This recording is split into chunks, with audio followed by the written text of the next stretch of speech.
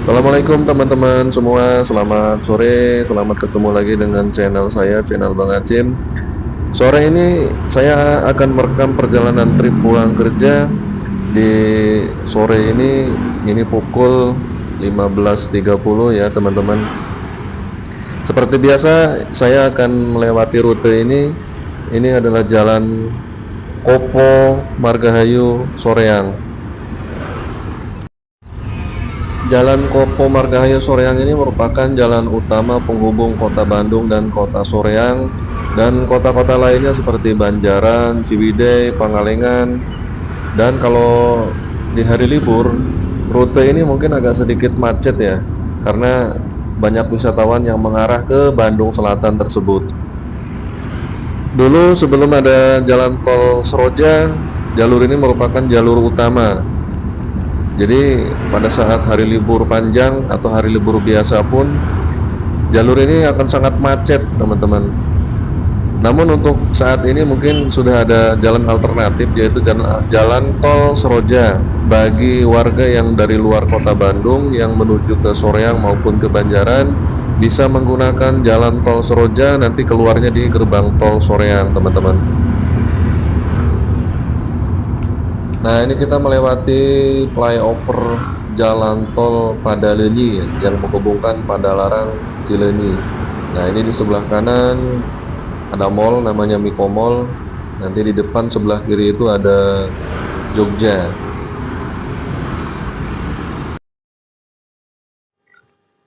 Nah, apabila sudah sampai sini biasanya saya mengamati arus lalu lintas yang mengarah ke Kopo. Nah, kalau arus lalu lintas seperti yang terlihat di depan itu sangat macet ya teman-teman. Jadi saya mengubah arah menuju ke gerbang tol Kopo. Karena kalau dipaksakan masuk ke kemacetan ke arah Kopo, itu bisa berjam-jam di jalan. Oke, ini kita memasuki gerbang tol Kopo dan nanti kita akan keluar di gerbang tol Pasir Koja. Nah, tip kebiasaan saya itu kalau masuk gerbang tol dengan jenis kendaraan kelas 1, saya membiasakan masuk ke gerbang tol yang ada portalnya seperti ini ya teman-teman. Untuk apa? Karena kalau masuk ke gerbang tol yang ada portalnya seperti itu sensor gerbang tolnya itu responnya cepat. Jadi untuk pembacaan sensornya itu kita masuk dari mana, nanti keluar dari mana, itu responnya cepat. Tapi kalau kita menggunakan, misalkan kita masuk menggunakan gerbang tol yang tidak ada portalnya, nanti keluar yang di Pasir Koja misalkan masuk ke gerbang tol yang ada portalnya, itu biasanya agak lambat sensornya.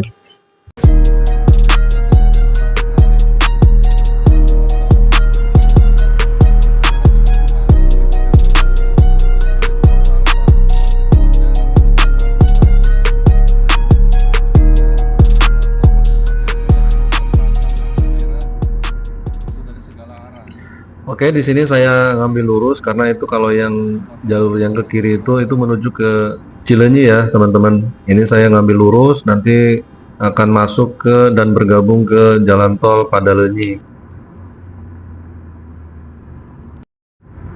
Sebenarnya saya kurang suka ya menggunakan jalan tol. Kalau tidak terpaksa, saya lebih suka menggunakan jalur biasa, jalan raya biasa. Kenapa? Karena ada beberapa faktor yang bikin saya tidak nyaman di jalan tol itu. Yang pertama, saya harus konsentrasi penuh, harus menjaga kecepatan, harus menjaga menjaga lajur. Karena kalau di jalan tol itu kita tidak boleh sembarangan langsung zigzag atau mengambil lajur orang ya. Harus memperhatikan kendaraan yang dari belakang, memperhatikan kendaraan yang ada di depan. Jadi intinya saya kurang nyaman di jalan tol itu tingkat stresnya lebih tinggi. Apalagi dalam perjalanan itu kita memakan waktu yang cukup lama. Sedangkan perjalanan yang cuma 1 jam 2 jam aja kalau di jalan tol itu terasa membosankan ya. Saya lebih baik kalau ada jalan raya biasa, saya lebih baik memilih jalan raya biasa. Karena apa? Karena kalau di jalan raya biasa itu kita bisa berhenti kapan aja, terus kita bisa ibaratnya lebih santai lah. Nah kalau di jalan tol ini kan kita harus konsentrasi penuh, karena saya pernah ngalamin ya berkendara dari Solo, Semarang, lewat Pantura, terus berakhir di kota Bandung. Itu melalui jalan tol itu sepanjang jalan itu membosankan ya teman-teman. Mungkin kalau yang sudah terbiasa bisalah berbagi cerita kan. Terus kadang-kadang juga kita lupa dengan kecepatan. Jadi kalau sudah terlalu lama di jalan tol itu perasaan kok nggak nyampe-nyampe, perasaan kok jalannya pelan banget. Begitu lihat speedometer, kecepatan sudah di atas 120. Padahal rasanya kok pelan banget. Nah, seperti itu. Apakah mungkin itu hanya perasaan saya aja atau teman-teman juga mengalami lah hal yang seperti itu ya? Oke teman-teman, ini saya sudah mengambil jalan di sebelah kiri. Itu kalau yang lurus itu akan tembus ke Jakarta Cikampek. Nah ini saya ambil yang ke kiri. Nah itu kalau yang ke kiri lagi itu mengarah ke Jalan Tol Seroja. Nanti keluar di gerbang tol Soreang teman-teman. Nah jadi nanti kalau sudah ke kiri ini saya ngambil ke kanan lagi, lurus, memutar dan masuk ke Jalan Tol Pasir Koja.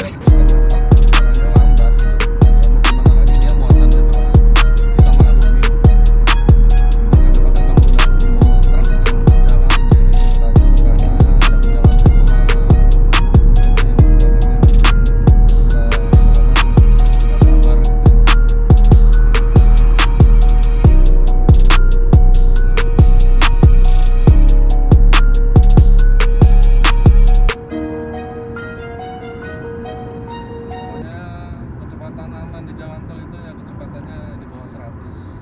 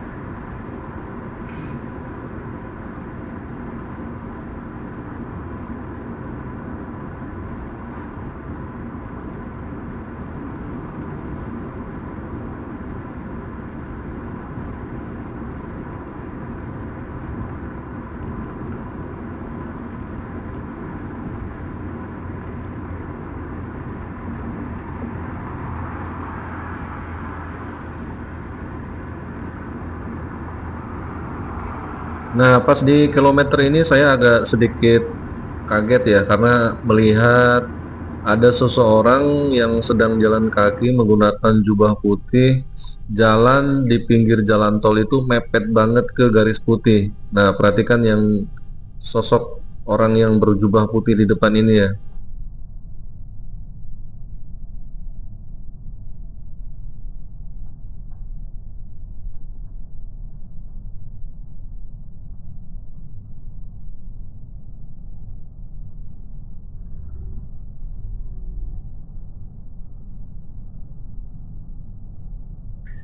Nah, itu jadi saya pikir apakah itu orang stres atau memang dia mengambil jalan pintas atau memang entah kenapa lah ya. Karena saya pun ya cukup heran aja karena ini bukan diperuntukkan untuk pejalan kaki. Ya walaupun memang di pinggirnya bisa untuk orang jalan kaki, cuman sangat berbahaya lah bagi pejalan kaki berjalan di pinggir jalan tol seperti itu. Oke, kita lupakan orang yang jalan kaki tadi yang menggunakan jubah putih. Kita masuk ke gerbang tol Pasir Koja. Nah, ini seperti biasa, saya pasti masuk ke gerbang tol yang ada portalnya. Karena gerbang tol yang ada portalnya itu, kalau masuk dari gerbang tol yang ada portalnya kita keluar dengan yang sama, itu responnya cepat. Karena dia sensornya tuh bisa langsung membaca masuk dari mana dan keluar dari mana, sehingga respon untuk pembayarannya lumayan cepat. Begitu kira-kira. Nah, jadi seperti ini ya teman-teman. Jadi begitu keluar gerbang tol Pasir Koja akan disuguhkan dengan kemacetan seperti ini. Karena di depan sana itu memang ada perempatan lampu merah ya. Perempatan lampu merah itu lajur dari kiri berbagai itu arah. jangan Dari kiri dari arah Cimahi, belok ke yang lurus itu dari arah kota. Kalau yang ke kanan itu dari arah Soekarno-Hatta. mobil yang menghalangi, udah tahu mau lurus tapi tetap Nah, ini saya sengaja ambil lajur paling kiri karena memang tujuannya di depan langsung belok kiri. Cuman kadang lajur paling kiri pun mobil orang bagus. tersendat seperti ini karena di depan saya yakin ada mobil besar seperti bis atau truk yang mau lurus pun itu berhenti di lajur sebelah kiri. Alhamdulillah punya motor, yang lain naik sepeda. Saya sebenarnya bisa aja Lain keluar di gerbang tol Paster ya, cuman bisa jalan kaki yang atau pertama sepeda karena yang agak sedikit melambung, terus yang keduanya sama aja, begitu keluar gerbang tol Paster juga akan disuguhkan dengan kemacetan seperti ini. Nah, jadi saya putuskan ya sudahlah lewat gerbang tol Pasir Koja aja. Karena dari masuk gerbang tol Kopo keluar di gerbang tol Pasir Koja itu tarifnya hanya 2.500 ya teman-teman. Tapi kalau kita masuk dari gerbang tol Kopo keluar di Paster itu tarifnya kalau nggak salah ya, kalau nggak salah sekitar 7.000 itu teman-teman.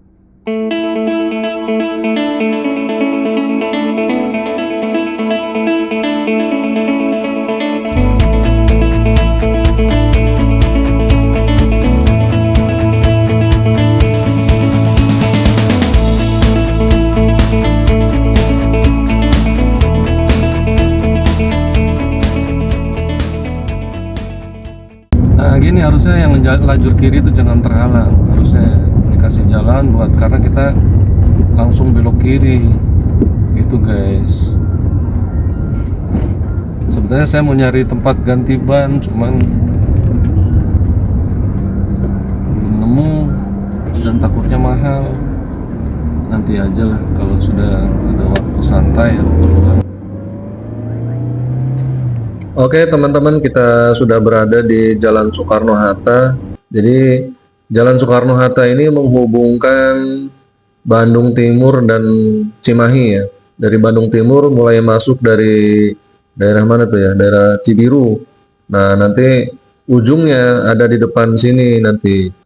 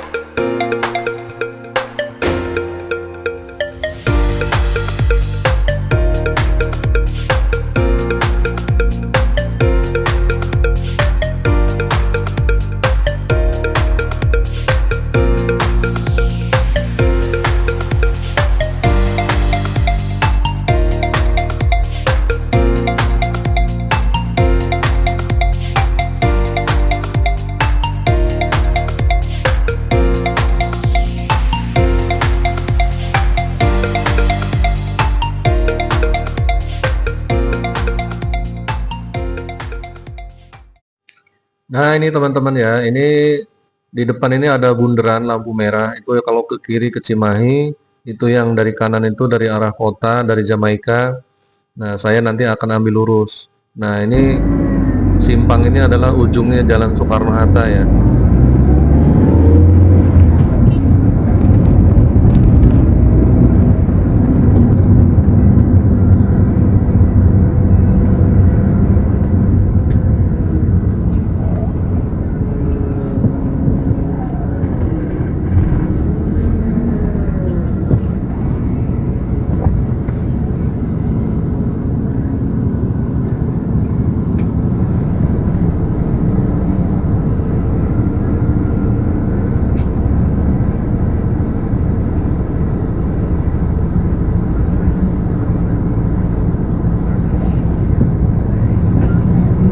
Oke, let's go. Nah, ini sebenarnya saya akan sedikit curhat ya, karena setiap saya melewati jalan ini ada pemandangan yang kurang pas di mata saya. Nah, itu di sebelah kanan itu ada truk tinja. Truk tinja itu tiap harinya tuh sering banget buang tinja di saluran got seperti ini ya. Nggak tahu apakah memang ini disengaja atau memang dia nyuri-nyuri, apakah sudah ada izin dari pemerintah setempat. Nah, saya minta tolong nih kepada pengusaha atau kepada pemerintah, tolong diklarifikasi nih, truk tinja ini ngapain di sini? Karena setiap saya lewat, ini truk seperti ini pasti ada dan selalu memasukkan selangnya ke lubang pembuangan saluran got yang ada di situ. Saya yakin kalau memang itu truk tinja, saya yakin ya buang kotorannya di saluran air seperti itu.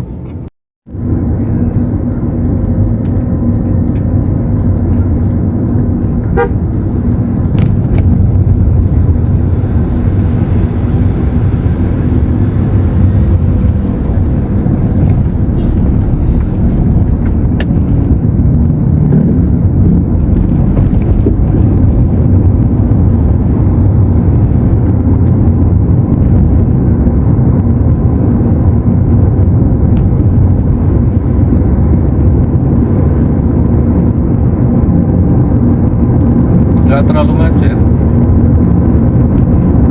ya. Kalau berhenti sebentar di situ tuh wajar lah, karena itu perlintasan kereta api sering tersendat memang. Tapi kalau ini nggak terlalu macet kok.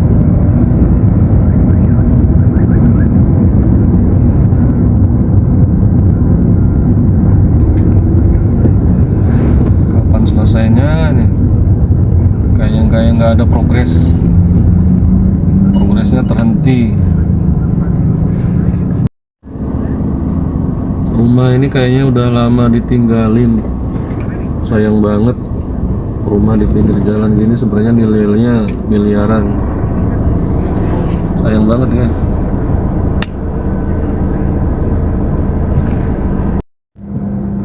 Nah, baru gerak sedikit, portal kereta api sudah nutup lagi. Gak nyampe 5 menit tuh, baru 1 menit. Baru 1 menit lewat, barusan portalnya sudah nutup lagi. Berarti kan kereta itu gak nyampe 5 menit, ada aja yang lewat. Ya memang pasnya ini memang ya buat flyover seperti ini ya. Cuman kok ini progresnya lambat sekali. Sudah 6 bulan berjalan nih belum ada 50% ini. Nah, itu di seberang jalan itu bangunan yang warna cat hijau itu kantor PLN, teman-teman. Kantor PLN ULP Bandung Barat. Waktu sebelum pohon-pohon ditebang, pagernya dimundurin, itu dulu saya nggak tahu kalau itu kantor PLN karena ketutup pohon. Nah, begitu udah pohonnya ditebang, pagernya dimundurin, baru kelihatan ternyata di situ ada kantor PLN. Jadi selama ini ya saya lewat-lewat aja, nggak pernah merhatiin kalau di situ ada kantor PLN. Kalau dulu kan kita bayar listrik itu ke kantor PLN, kalau sekarang kan beli pulsa kayak isi HP seperti itu ya. Saya sudah 10 menit lebih, hampir 25 menit di kemacetan ini. Dan dari macet tadi kereta api sudah 3 kali lewat. Nah, ini portalnya udah kebuka, mudah-mudahan ya kebuka sampai saya melewatinya. Nah, yang janggal itu ini di depan saya ada bangunan kecil. Bangunan ini sebenarnya warung ya. Apakah ini dibongkar atau tidak? Soalnya kalau nggak dibongkar, kayaknya estetikanya kurang ya, karena ini di atasnya flyover. Harusnya jalan itu kan lurus ke sana melengkung. Kalau sampai nggak dibongkar, estetikanya hilang. Oke, kita bergerak perlahan dan di depan portal kereta api sudah nutup lagi. Aduh, sudah 20 menit kita di kemacetan di lintasan rel kereta api Andir. Ya beginilah resikonya kalau di Bandung itu kalau bawa mobil. Makanya saya malas bawa mobil tuh ya seperti ini. di samping macet, perjalanan jadi lama. Makanya saya lebih sering naik sepeda. Kan perjalanan dari rumah ke kantor kan cuman 12 km. Kalau naik sepeda, kalau pagi itu bisa setengah jam sampai, tapi kalau pulang ya paling cepatnya 45 menit lah kalau naik sepeda. Sama halnya dengan kita naik mobil seperti ini, bisa 1 jam nih dari kantor sampai rumah. Ya karena gini, bolak-balik nemu kemacetan. Walaupun tadi kita lewat jalan tol, tapi begitu keluar tol Pasir Koja macet, ya kan. Nah begitu ketemu perlintasan rel Andir ini juga macet lama seperti ini. Ya resikonya bawa mobil di kota Bandung seperti ini. Makanya orang-orang lebih memilih naik motor. Kalau saya seringnya naik sepeda lah. Naik sepeda itu yang pertama dapat sehat, yang kedua ngirit bahan bakar. Ibaratnya kita nggak beli bahan bakar ya. Terus yang ketiganya bisa mempersingkat waktu dan bisa menghindari kemacetan seperti ini, teman-teman. Oke, kita bergerak perlahan. Mudah-mudahan portal kereta apinya nggak tertutup lagi.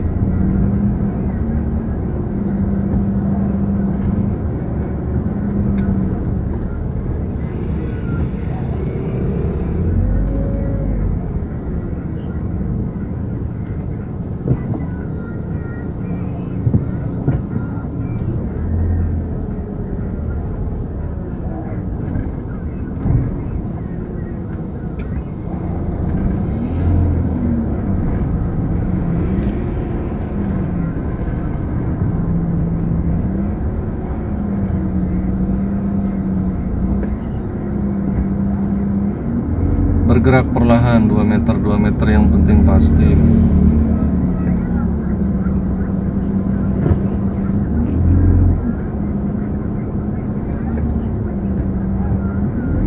Ada saya lihat, nggak tahu kejadiannya di mana itu. Pas di perlintasan rel mobilnya mogok dan tersambar kereta api. Mudah-mudahan jangan sampai seperti itu ya. Kita lebih ambil safety-nya aja.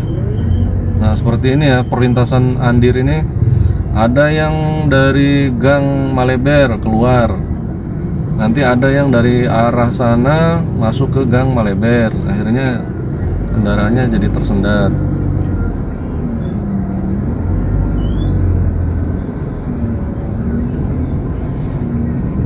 Nah ini di depan itu kan aslinya jalurnya 1 lajur. Nah sekarang dibuat jadi 2 lajur seperti ini.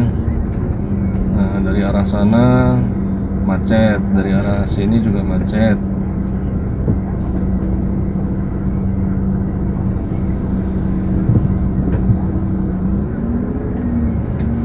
Padahal flyover Ciroyom sudah dibuka, cuman ya tetap begitu turun dari flyover Ciroyom juga ketemu kemacetan. Seperti ini setiap hari, tiap sore di sini kendaraan tersendat. Kadang-kadang malesnya itu suka ada yang tidak mau ngasih jalan.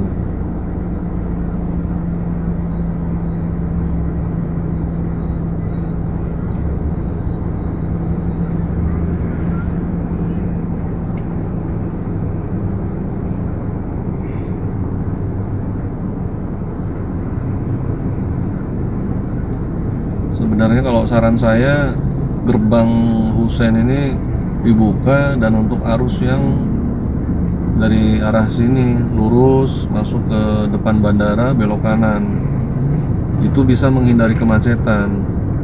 Kalau selama lajur ini 1 lajur dibikin 2 lajur, ya sebelum flyover jadi ya macet seperti ini.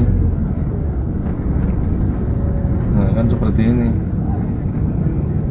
teman-teman bisa lihat sendiri. Kadang-kadang 1 lajur ini 2 lajur dipenuhi sama orang-orang yang arah dari sana.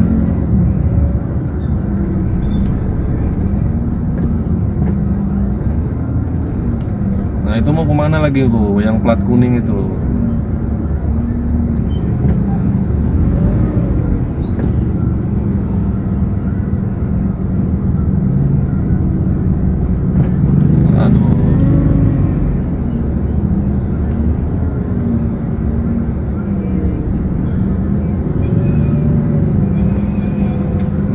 kalau ini dibikin 2 lajur, dia mau nyalip ke kanan.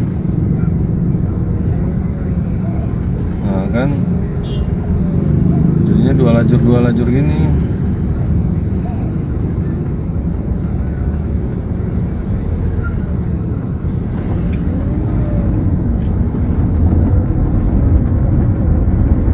Oke, teman-teman, mungkin saya cukupkan sampai di sini video perjalanan trip pulang kerja hari ini. Jadi intinya saya hanya menggambarkan, menginformasikan kepada teman-teman semua bahwa berkendara di kota Bandung ya seperti ini ya teman-teman.